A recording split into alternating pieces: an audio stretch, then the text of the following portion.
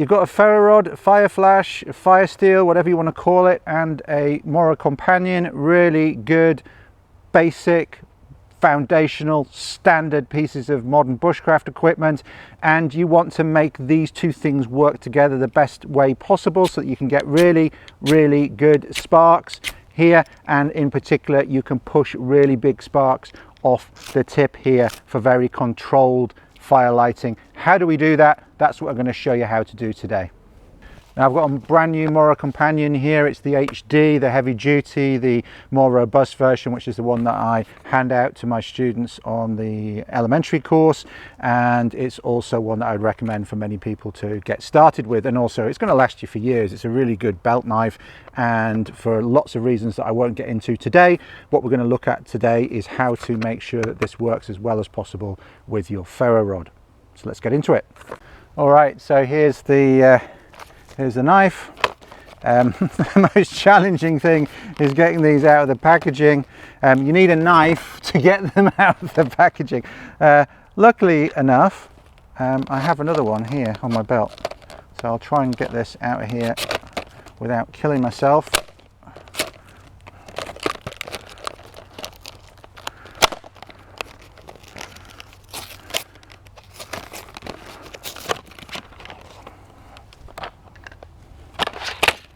There we go.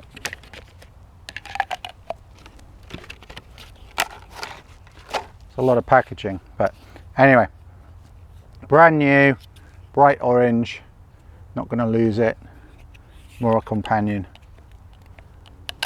Okay, and they're really, really nicely made knives, right? They are such a good blade at any price point really, but particularly the price point they are, which is relatively low. Super comfortable handle. Really, really good little knives.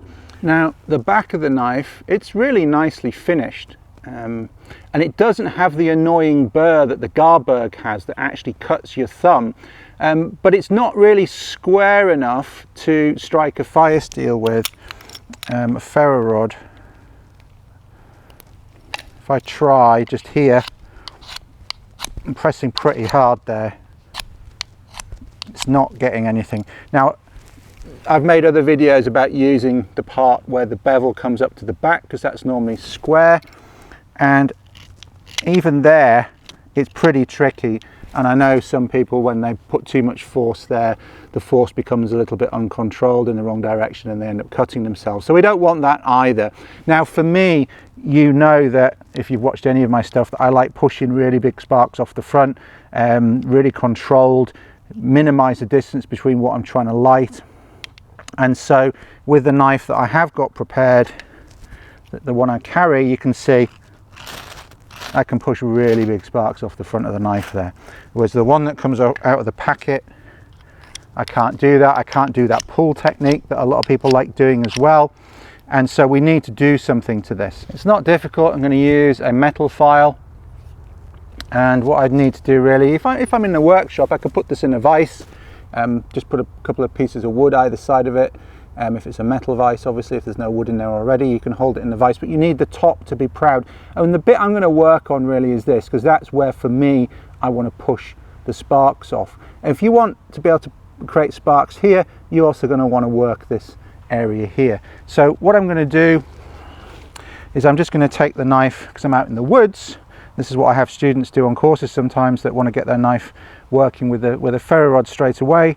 I'm going to take a baton of some description, take the knife and just get it nicely seated in there. But so it's not going to move around, but I need the top proud, top of the knife, the back of the knife, the spine of the knife, and then I'm going to take my file and then I'm going to work that there, and I'm going to work towards the side. So that's where I'm going to be bringing the ferro rod when I'm pushing. I'm going to work towards that side, because I will create a little bit of a burr there by pushing that way. Now if I was left-handed and doing it the other way, I'd want to work that way. Okay, so I'm going to work on this here. Be careful, there is a sharp edge here. The end of the blade is still sticking out, the point is sticking out there, so be careful bringing your fingers back.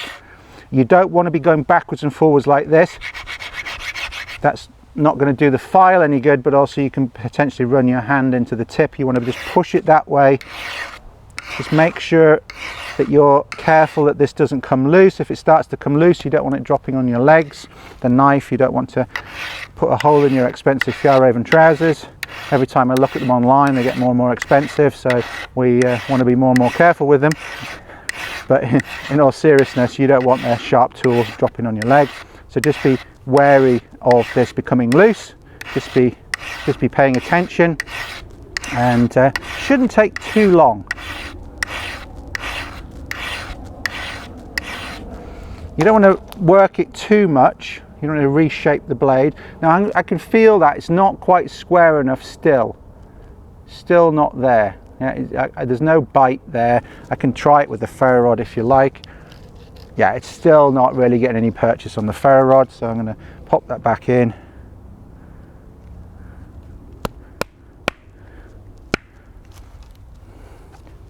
Don't do this in your parents' garden furniture or anything either. Don't do it anything that's important. And even if you're going to do it in a stump around camp that is often used for sitting on, just make sure that that's okay with whose ever stump it is, if it's not yours.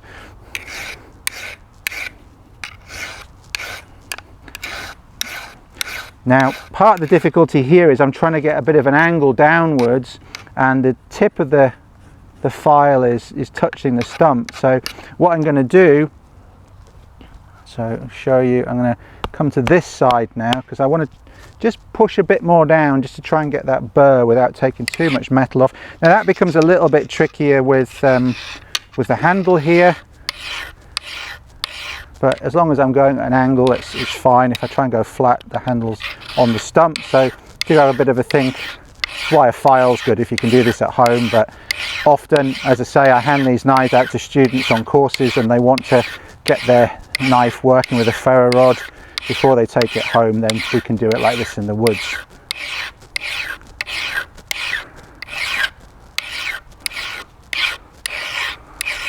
And like I say, if you wanted to get the area close to the handle going, then you do that up there as well. I do just caution against getting a really strong burr all the way along the back though, because when you start to strangle a knife for carving jobs and things, if there's a burr there, it can actually lacerate your thumb, which is a problem I have with the Garberg. There's certainly the Garberg I had to test out. I was using it in the ways that I normally use knives, and I was doing reinforced cuts and things, and after a couple of days of using it, I was looking at my thumb and going, because my thumb was really sore, and I was like, oh, I don't normally get sore thumbs using knives like that. And I realized there were loads and loads of little micro cuts on my thumb. So that's the reason I don't like a bevel on the back here, because I'm often holding the knife like that, and I don't really use that technique. I use the technique where I'm pushing sparks off the front. But you know, it's your knife, you do what you want with it, but just be aware. Don't just follow blindly what people say on the internet. Do have a think about why you're doing certain things, and that's again why I explain things maybe in more detail than some people like. I've had a few comments on my YouTube videos that too much talking, but you know, explaining for people who want to understand the nuance of things requires talking. And as I said in another video, context is also important.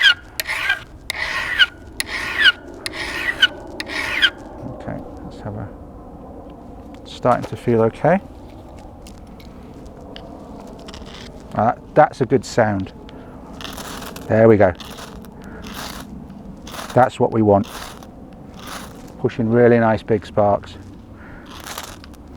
So that's it. That has got that knife working nicely with a ferro rod and good to go, and gives me another option as well as using the striker that comes with the ferro rod, and I can get really big sparks off with my knife using that technique there. If you would like to learn more about how I set up my ferro rod pocket carry with the lanyard and everything, then check out this video here. See you there.